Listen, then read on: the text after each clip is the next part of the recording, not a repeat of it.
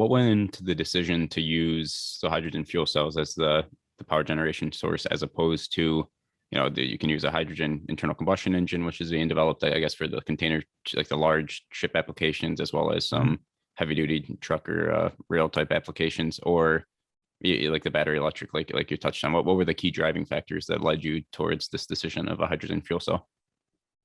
Yeah.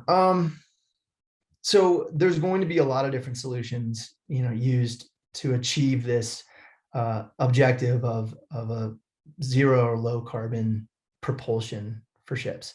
And we don't believe there's any one particular silver bullet that's going to solve all of it. A lot of those different solutions are going to be needed. We do speculate that hydrogen is going to play a role, a really major role, because batteries, might be a good fit. It really depends on your operation, your profile, how far you're going, and how much charge times would probably be tough for a ferry, right? Yeah, if you're needing to charge often, it might change your operation.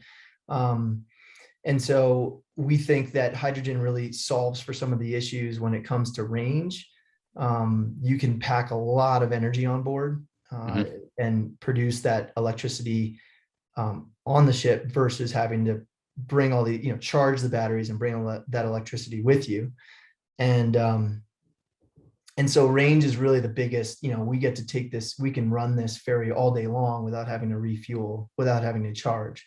And that means a lot for, especially a ferry, if your revenue model is based on how many trips can you do. You can't be cutting out half of your trips during the day just to have to charge.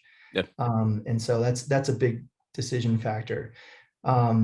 But batteries will play a big role as well. And electrification is really the common denominator there, right? We believe electrification of the vessel is the first step. And then how you get the electricity on is sort of dependent on what that vessel is doing. And you might leverage more battery or fuel cell or both.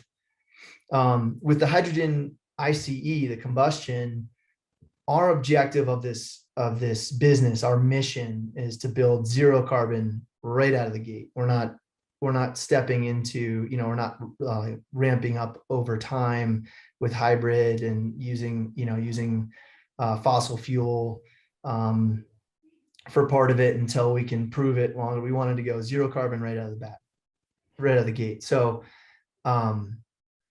fuel cells allow you to do that, right? Using hydrogen fuel cell. If you were to use hydrogen combustion right now, the technology that's out there today, it's a hybrid. Or I should say it's a blend. Yep.